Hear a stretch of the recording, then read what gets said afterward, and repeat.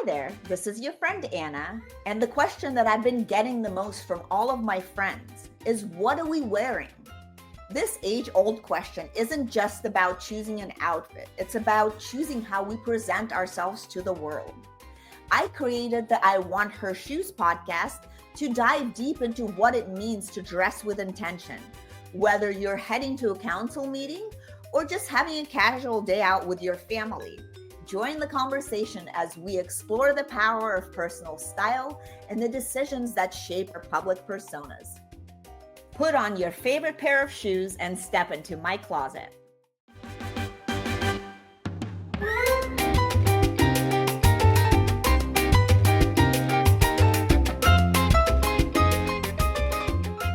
Welcome back to the I Want Her Shoes podcast, where we sit down with powerhouse women redefining success on their own terms, one bold step at a time. I'm your host, Anna Anisin, and today's guest is a mama on a mission to make motherhood real again.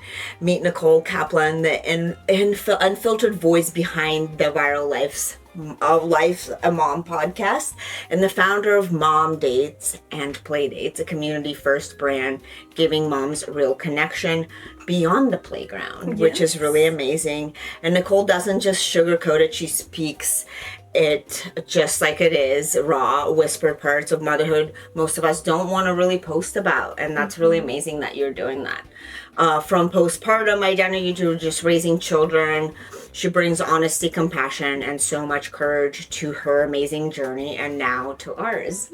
And in this episode, we'll talk about motherhood as truth-telling revolution, the identity shift that nobody really warns you about that comes with motherhood, and building your own village when it doesn't show up for you. And I know all about that because I don't have any village here either, so, Aww. You know. And why sharing your story is never oversharing, and how Nicole found her voice and helped thousands of women do the same. So let's get into realness, the resilience, and the radical joy that makes up modern motherhood. Nicole, you say Life's a Mom is a podcast for what moms whisper about. What was the whisper that made you really speak up? Honestly, for me, it was the moms that felt ashamed to talk about some of the things that they were going through. And we feel like when we become a mom, we have to minimize ourselves. And I want to change that narrative, because just because we're moms doesn't mean we have to be in sweatpants all day and just keep quiet to keep the peace. No, we're allowed to live our lives and continue. That's beautiful. You know? I think that's an amazing message, and I agree with you 1,000%. And before we really dive in, tell me a little bit about yourself, your roots, and how did you end up in this South Florida? So I am a native Floridian. Amazing. My husband would say otherwise because I moved to New York when I met him. But I was born and raised in Florida. And so I do have a lot of childhood traumas. And so that came up after having children, you know, because sometimes I would look at my children and I would ask myself, how is it that my parents were able to do A, B, and C, you know, and I could never do something like that? So I think it triggered a lot afterwards. And so I didn't even realize that I had postpartum anxiety. And because of that, it led into depression. And I remember telling my husband, like, you know, honey, I feel like I might be depressed. And he's like, well, babe, don't be. It's all in the head. And I'm like, no. I can't tell my hormones, and you know. So I was like, I need community. Right. So I started this podcast to change the silence and also this community to bring moms together, because we need it. Amazing. I think that's so beautiful. Yeah. And let's talk more about this, you know, because so many women lose parts of themselves in motherhood. What part of you did you fight hardest to hold on to, I guess, when you became a mom? I would probably say my voice. My voice, meaning I felt like because when I first became a mom, I need to make sure everyone else's needs are met and I'm last. But then I realized, no. Why? Because I became a mom? That's not the way things should be. So that's why I think it's so important for moms to speak up. And I feel like your voice should become louder when you become a mom versus the other way around. Exactly, right? Exactly. And what is one misconception about motherhood that you've personally had to unlearn? This is a big one for me. It's that struggling doesn't mean that you're failing. becoming a mom is something so big, and we don't talk about it so much. And when we have children, they're not born with the book of how to be a parent. And so I believe that, I used to believe that just because I have support and a loving husband and a community, that I shouldn't be struggling, I shouldn't be complaining. But you know what? Two things can be true. You could struggle and be grateful at the same time. Yeah, no, that's a really good point. So maybe we could dive in a little bit more into that. Can you tell, how do you see that? Yeah, so I remember I would used to say to my mom, because I felt like to my mom I was able to say everything to without judgment, but I would say to her, like, Mom, I feel like I'm drowning. And she's like, Nicole, why? You have a chef, you have a cleaner, you have a full-time nanny. And I used to feel guilty for feeling that I'm struggling. So I would tell myself, you're right, I shouldn't complain. But after going to therapy, I learned that it's okay to say, hey, you know what? I have all this and I'm struggling. Every journey looks different for different moms, for different people, And so there's never any shame in that. And that's what I've learned. Like, I will speak up and I will say that I'm struggling, but I'm also very grateful for the things that I have. Yeah, no, I think that's a great way to look at it. Yeah, well, for me, I don't know if this answers your question, but I was looking for real connection. That's what it started. And your question was, how do I balance everything? So I balance it by taking time for myself and organizing things in a way where I check my calendar and I say, okay, today was a busy day. Tomorrow I'm going to take it easy. And I don't tell myself or beat myself up if things don't go a certain way, because we plan and the universe laughs. And I live by that. When things don't go a certain way, I say, you know what? It's not the end of the world. And I know sometimes it's hard to have that mindset, especially I'm a Virgo. I don't know if you know horoscopes. I'm a perfectionist. And so I used to be very upset when things didn't go my way. But being a mom teaches you no, and perfection is okay. Yes, no, it is. It's life, right? Yes, I love it. But also it's okay if things don't go a certain way. And so I want to be an example for my children to show them that as well. I love that. Yeah. And you've had so many different guests on your podcast. What have your guests taught you about what women really need right now, kind of in the, after COVID and after, just kind of like where we are in our society right now? Yeah, I think we need to feel heard. We need to be seen. We don't need more advice, because I have, at least for me, since becoming a mom, so many people have given me unsolicited advice that I did not ask for, and I appreciate it. But as a mom, it would make me feel like I'm not doing things correctly. And sometimes I just needed someone to say, I feel you. I understand you. You're going through a hard time right now. And that's what I've learned through talking to so many of my guests who are moms. That's something they need. They need to feel seen. They don't need the extra advice. No, that's a great answer, and I agree with you really deeply too. And you're really rooted deeply into your identity as a mom, but also you're a woman and a very stylish one. How do you hold both at the same time? And maybe you could talk about also how has your style evolved too, like as through motherhood too, and adjusting with everything. Yeah, so I've always loved style, especially once moving to New York. It definitely changed a lot. But after becoming a mom, I found myself in sweats, and I'm like, no. I enjoy to get dressed up. I enjoy to buy nice shoes, and I'm not going to stop it. I'm not going to stop that because I'm a mom. On the contrary, I want to be that mom.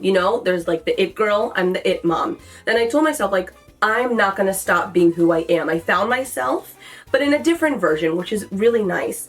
And to answer, how I balance everything and how I hold everything perfectly, I don't hold everything perfectly. Some days I'm more of a mom, and some days I'm more of that stylish woman where I'm walking around in Boca Raton Mall in my heels and just shopping the day away. And some days I'm at home and I'm singing Elmo songs to my kids. Hey, it's awesome that you could be both, and I think everybody should be both, right? Yeah. You don't really need to be just a mom or just something, right? You can have different identities. Yeah, it makes it fun too. Yeah, exactly. And is there something that stands out that another mom said on your podcast that you never forget? Is there some advice maybe, or maybe even a few things that maybe you've heard that really kind of resonate that you want to share with our community? Yeah, so there was one time a mom came on my podcast podcast and she was like, Nicole, I lost myself and I don't know how to find myself again. And that struck me because in that instant, I knew that feeling. And till today, I remember her and I check in on her. And she, after our conversation, I explained to her what I went through. And that's the beauty of communication, is when you don't try to show like everything is perfect and you open up about the realness, because nobody's life is perfect, right? Of course not. Right. So I think that's something that struck me, and giving her my version of how I've healed helped her. And I will never forget that till today. That's so beautiful. Thank you so much for sharing Yeah. that. And how do you really balance being honest without feeling like you have to share everything on the podcast? Because I feel like, again, we can't, sometimes there's some things that you should not share. And how do we do that? Right. No, that is an amazing question.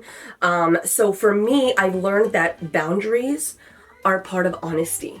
And so I share from a place of intention, not impulse. And I used to be very impulsive, so it took time to get here.